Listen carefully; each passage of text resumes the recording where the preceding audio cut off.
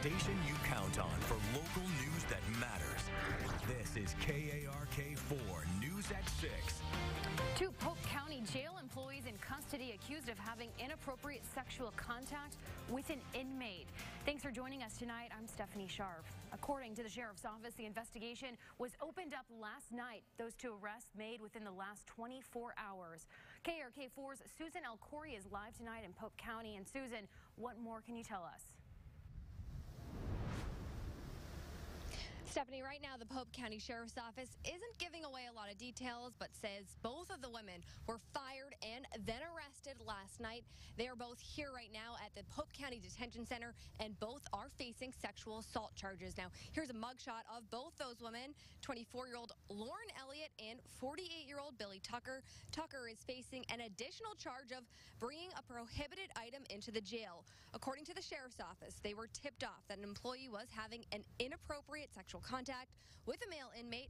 On Friday, Sheriff Shane Jones asked Russellville Police to open an investigation, and that's when they found two employees were involved. Now, Sheriff Jones released this statement saying, "I am heartbroken by the betrayal of two trusted employees, and these actions will not be tolerated." I talked to a few people around town who tell me they know Tucker and Elliott, saying that these charges are unexpected for both of the women. Now, both women are staying at the Polk County Detention Center through the weekend. They're expected to go before a judge on Monday, and both the charges against them are felonies. Live in Russellville, Susan Elcory, back to you. All right, Susan, thanks so much. We first broke our story on our website this afternoon, and our social media outlets will continue to follow developments and update our social platforms. And as always, bring you the very latest tonight at 10 o'clock. Happening right now, a manhunt is underway in Grant County. The Sheriff's Office is searching for this man you see in this photo right here. We're told dogs from the Arkansas Department of Correction are also being utilized. Authorities posted on Facebook that he crashed a stolen car near Sheridan. People in that area are asked to keep their doors and cars locked tonight. If you notice any suspicious activity, call authorities. A man is dead after pointing a gun at Pine Bluff police officers. That's according to the Arkansas State Police. They say around 8:15 Friday evening, Pine Bluff police got a call to Willow Street. There, they found 34-year-old Danny Lee from Pine Bluff. They say he had a gun, and authorities tried to take the weapon from Lee. Police say Lee pointed the gun at officers, and they fired their weapons, hitting Lee. He was pronounced dead at the scene. Arkansas State Police has taken over the investigation. State Police also investigating after the police chief in Truman was shot 4 times on Friday. Chief Chad Henson responded to a call where 49-year-old Johnny Kelly lived. When the chief got there, he was met with gunfire. Henson started shooting back, hitting Kelly. We're told Kelly later died at the scene. The mayor of Truman says Chief Henson is expected to be okay. In Pulaski County, the Sheriff's Office is releasing the name of the person killed earlier this week outside of North Little Rock. He's been identified as 18-year-old Trevon Gomillion of North Little Rock. On Thursday, 18-year-old Warren Goodrum of North Little Rock was arrested. According to the arrest report, Goodrum admitted to killing Gomillion behind the cottages on MacArthur Drive. Goodrum is being held in the Pulaski County Jail without bond.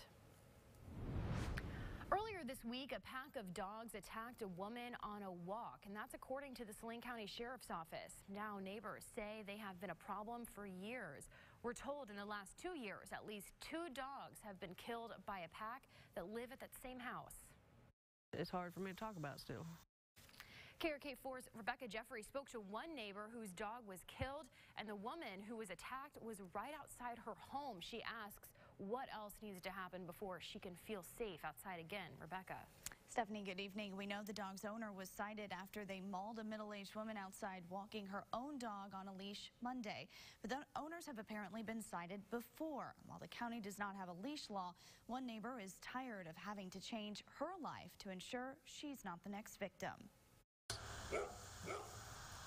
Welcome to my world. For more than a decade, Misty Anderson has watched these dogs roam her road. I do get scared I don't like coming out at night. Some dogs were chained up while others were freely coming over to Anderson's property. You have to wait to get out of your vehicle. These pictures show the dog's owner herding the animals back over to her house. It's been like that for a while. But what seems like typical dog behavior in the county took a near deadly turn Monday. I hate to say it, but I knew it was going to happen eventually. Documents from Saline County show that Sabrina Hardesty, taking her dog for a morning walk, was brutally attacked. You don't walk your own dog down this road, even though you should be able to.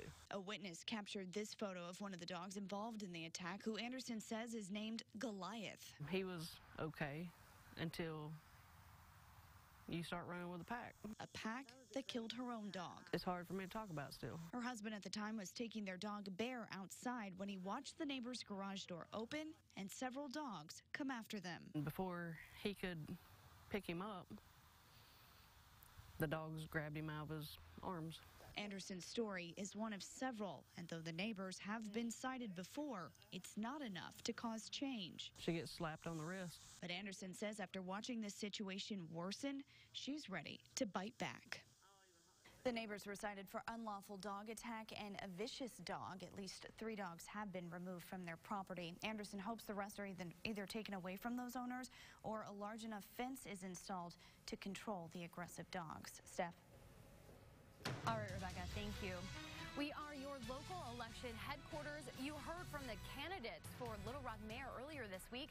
We're now seeing this race is shaping up to be the most expensive in the city's history. The Arkansas Times took a look at the numbers. Warwick Saban has raised more than $250,000. Frank Scott Jr. has raked in over $140,000.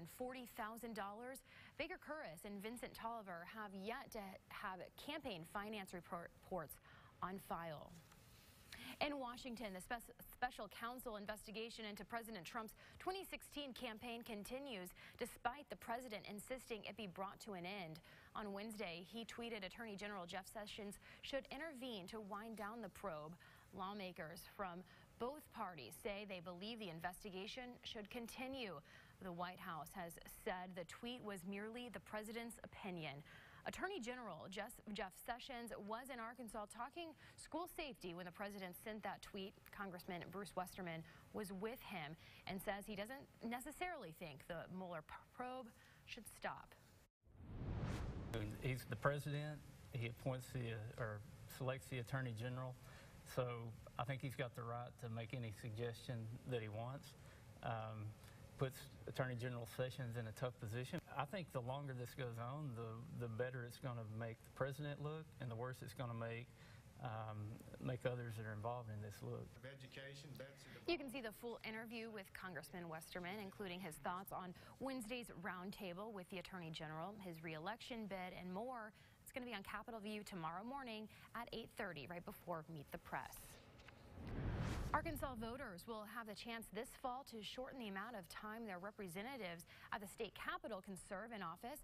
On Friday, the Secretary of State certified a constitutional amendment on term limits.